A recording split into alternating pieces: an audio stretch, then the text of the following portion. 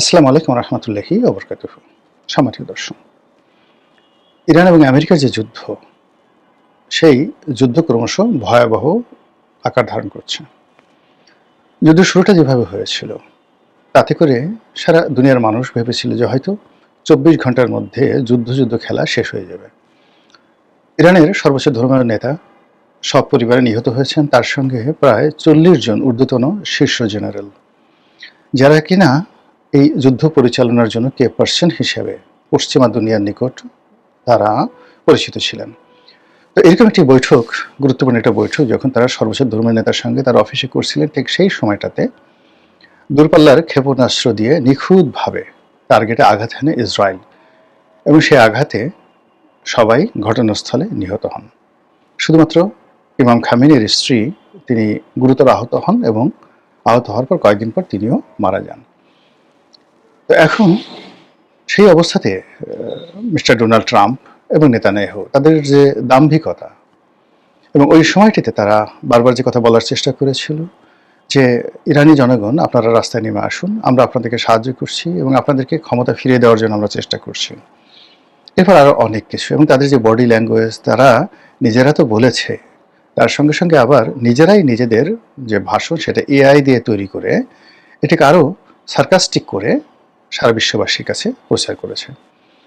কিন্তু যুদ্ধের দ্বিতীয় দিন এবং তৃতীয় দিনে এমন কিছু ঘটনা ঘটেছে যা কিনা নেতানিয়াহুকে রীতিমতো পাগল বানিয়ে ফেলছে, এবং সারা দুনিয়াতে একটি গুজব ছড়িয়ে পড়েছে যে নেতানিয়াহু আহত হয়েছেন, কেউ বলছে নিহত হয়েছেন, কেউ বলছেন তিনি জার্মানিতে পালিয়ে গেছেন। কিন্তু 3 দিন পরে এখন নেতানিয়াহুর কোনো স্পষ্ট বক্তব্য আমরা দেখতে পাচ্ছি না। যে সকল ভিডিও ফুটেজ আমরা ইসরায়েলের দেখতে পাচ্ছি, তাতে স্পষ্ট বোঝা যাচ্ছে যে ইসরায়েলের আকাশ প্রতিরক্ষা ব্যবস্থা, যেটা তারা আয়রন ডোম দিয়ে তৈরি করেছিল, সেই আকাশ প্রতিরক্ষা ব্যবস্থা সম্পূর্ণ ভেঙে পড়েছে। এখন ইরানের যে ব্যালিস্টিক মিসাইলগুলো অনায়াসে কেবলমাত্র ইসরায়েলের আকাশ নয়, ইসরায়েল এবং ইরানের মধ্যবর্তী যে সকল দেশ রয়েছে, সে সকল দেশেও কিন্তু আমেরিকা এবং ইসরায়েল যৌথভাবে তারা আকাশ প্রতিরক্ষা ব্যবস্থা গড়ে তুলেছিল। যেমন সংযুক্ত আরব আমিরাত, কাতার, জর্ডান, সিরিয়া। তো এই সকল দেশে তারা যে আকাশ প্রতিরক্ষা ব্যবস্থা গড়ে তুলেছিল নিজেদের দেশকে নিরাপদ রাখার জন্য, সেই ব্যবস্থাও তছনছ করে দিয়েছে ইরান। এখন ইরানের যে ক্ষেপণাস্ত্র, এটি মধ্যপ্রাচ্যের আকাশে রীতিমতো তাণ্ডব সৃষ্টি করছে।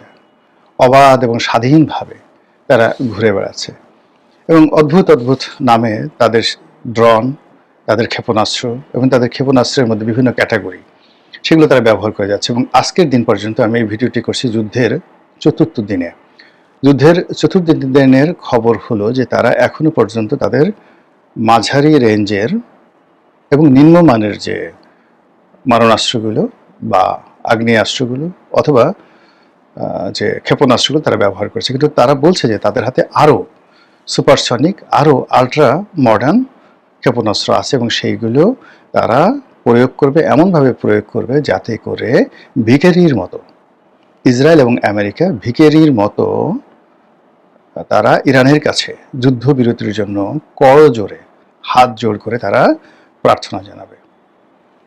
কতটা কথা সত্য, কতটা কথা মিথ্যা, কতটা কি হবে না হবে, ডাজ নট ম্যাটার। আবার এদিকে আমেরিকা যেহেতু বিশ্বের এখন 1 নম্বর পরাশক্তি, তার সঙ্গে সঙ্গে ইসরায়েলের যে সামরিক কৌশলতা, তাদের সক্ষমতা, এটি মধ্যপ্রাচ্যের মধ্যে 1 নম্বর।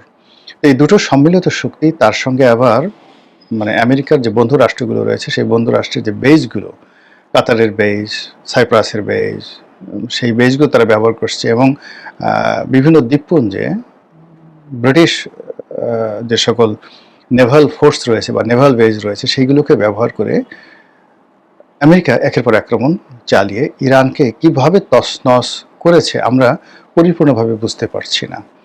এ কারণ হলো ইরান নিয়ন্ত্রিত, সেখানে ইন্টারনেট বন্ধ করে দেওয়া হয়েছে, ব্ল্যাক আউট করে দেওয়া হয়েছে, ফলে সব খবরাখবর আসছে না। কিন্তু আমরা আন্দাজ করতে পারি যে আমরা যা কিছু কল্পনা করি তার সাথে অনেক অনেক বেশি ক্ষয়ক্ষতি ইরানের হয়েছে। তো এই অবস্থাতে যুদ্ধের পরিণতি কি? ইরান কি আত্মসমর্পণ করবে? ইরান কি আমেরিকা ইরাকের মতো দখল করবে? ইরান কি সেই লিবিয়ার পরিণতি ভোগ করবে গাদ্দাফির মৃত্যুর পরে? Not like that. ইরান তার যে পর্বতমালা রয়েছে, ইরানের চারিদিকে ঘিরে যে পর্বতমালা রয়েছে এবং সেখানে যে সকল মরুভূমি রয়েছে, মরুভূমির সঙ্গে সঙ্গে বরফ আচ্ছাদিত যে সকল অঞ্চল রয়েছে, এই অঞ্চল প্রাকৃতিকভাবে ইরানকে দুর্ভেদ্য করে তুলেছে। ফলে পৃথিবীর তাবৎ শক্তি দিয়ে এয়ার স্ট্রাইক করে আমেরিকা এখানকার যত স্থাপনা এগুলো নষ্ট করতে পারবে। এমনকি পারমাণবিক বোমা নিক্ষেপ করে এখানে বহু মানুষকে তারা মেরে ফেলতে পারবে, সভ্যতার চাকা মানে উল্টো দিকে ঘুরিয়ে দিতে পারবে। কিন্তু স্থল অভিযান করে, মানে এখানে স্থল অভিযান করতে হলে অ্যাটলিস্ট 10 লাখ সৈন্যের উপস্থিতি লাগবে। কিন্তু এই 10 লাখ সৈন্য নিয়ে তারা সেই ইরান দখল করবে, তাদের পাপেট সরকার বসাবে বা নিজেরা সেখানে কর্তৃত্ব প্রতিষ্ঠা করবে, এটা সুয়ের পেছন দিয়ে উট ঢোকার মতো ঘটনা। এর কারণ হলো এই জাতিটির 2500 বছরের সুনির্দিষ্ট ইতিহাস আছে। এই 2500 বছর ধরে তারা পৃথিবী শাসন করছে। আর তারও আগে তাদের ইতিহাসে রয়েছে আরও 2500 বছর, মোট 5000 বছরের লিখিত ইতিহাস আছে। যে ইতিহাসে ইরান প্রথমে একটি স্বাধীন সার্বভৌম রাষ্ট্র ছিল 2500 বছর, আর পরবর্তীতে তারা আরও 2500 বছর ধরে, ধরুন সম্রাট সেই যে সাইরাস দ্য গ্রেট, তার জমানা থেকে আজ অবধি বলতে গেলে কখনো পৃথিবী শাসন করেছে, কখনো মধ্যপ্রাচ্য শাসন করেছে, কখনো সারা পৃথিবীকে ভয় দেখেছে। এভাবেই গত 2500 বছর ধরে তাদের রাজনীতি, তাদের যে হিউম্যান বডি, মাইন্ড সব কিছু ওইভাবেই গঠিত হয়েছে। তাদের যে সার্ভাইভাল পাওয়ার, এই পাওয়ারের কাছে অটোম্যানরা পরাজিত হয়েছে, চেঙ্গিস খানের বংশধর হালাকু খান পরাজিত হয়েছে, আলেকজান্ডার পরাজিত হয়েছে। আলেকজান্ডার বিজয়ী হয়েছিল, কিন্তু তিনি সাস্টেন করতে পারেন নাই। 3 বছর 3.5 বছর সেখানে ঘোরাফেরা করে পরে রীতিমতো পাগল হয়ে মিশরে চলে এসেছেন। আবার মিশর থেকে তিনি সেই ওখানে যে অপমান হয়েছেন সেই অপমানটা ভোলার জন্য আবার এই যে এখন যে ইসরায়েল যে জায়গাটি আছে, ইসরায়েলটাও তিনি দখল করে ফেলেছিলেন। তো যাই হোক, এনিওয়ে, তো এই অবস্থাতে যুদ্ধ চলছে। কিন্তু আমরা যেটা দেখতে পাচ্ছি বাংলাদেশের সামাজিক মাধ্যমে, গণমাধ্যমে, এমনকি আমেরিকান যে গণমাধ্যমে, সেটা হলো ইরান ছাড় দিচ্ছে না, ইরান হতাশ হচ্ছে না, ইরানের চেন অফ কমান্ড ভাঙেনি, বরং পুরনো নেতৃত্বের জায়গাতে যে নতুন নেতৃত্ব এসছে, এই নতুন নেতৃত্ব আরও দৃঢ়, আরও কৌশলী, আরও সাহসী এবং টেকনিক্যালি সাউন্ড। আগের যে নেতৃত্ব ছিল ইমাম খামেনির নেতৃত্বে, তারা ধীর স্থির ছিলেন এবং তারা আমেরিকার সঙ্গে, পশ্চিমাদের সঙ্গে একটা নেগোসিয়েশন করার, যাকে বলা হয় চিন্তা ভাবনা সবসময় রেখে, বিকল্প রেখে তারপর তারা অন্য কথা চিন্তা করতেন।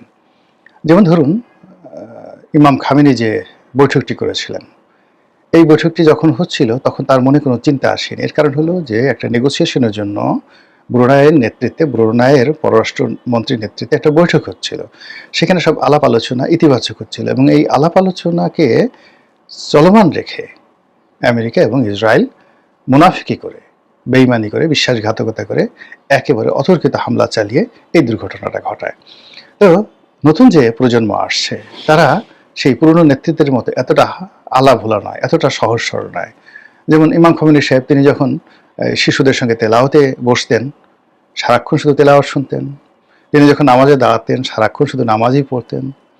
তো তিনি যখন সেই অভ্যাগতদের সঙ্গে আলাপ আলোচনা করতেন, সারাক্ষণ তাকে নিয়ে ব্যস্ত থাকতেন। অর্থাৎ অনেকটা আধ্যাত্মিক টাইপের মানুষ, বাউল টাইপের মানুষ।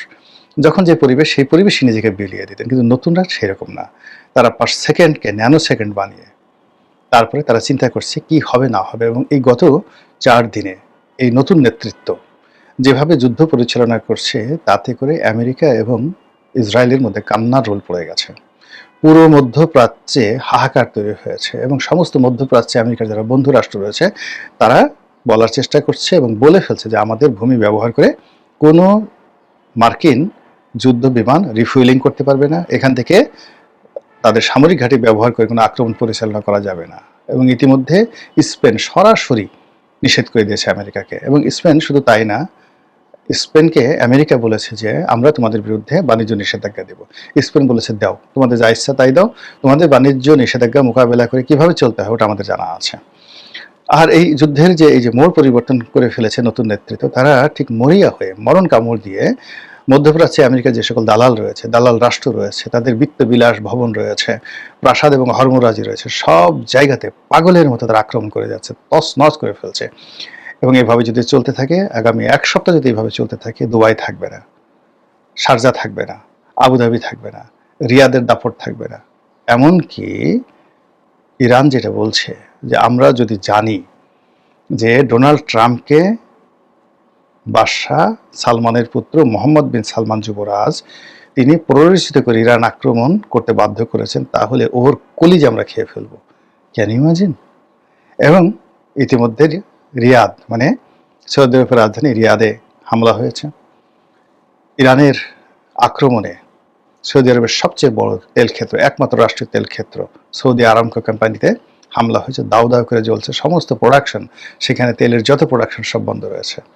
কাতারে যে আক্রমণ হয়েছে, সেই আক্রমণের ফলে কাতার তাদের যে এলএনজি থেকে শুরু করে অন্যান্য যে সকল পেট্রোলিয়াম জাত পণ্য রয়েছে সব বন্ধ রেখেছে। ফলে বিশ্বের তেলের বাজার মানে রীতিমতো পাগলা ঘোড়ার মতো ছুটছে। আর হরমুজ প্রণালীতে যা কিছু হচ্ছে এগুলো নিয়ে আলাদা একটা ভিডিওতে করব।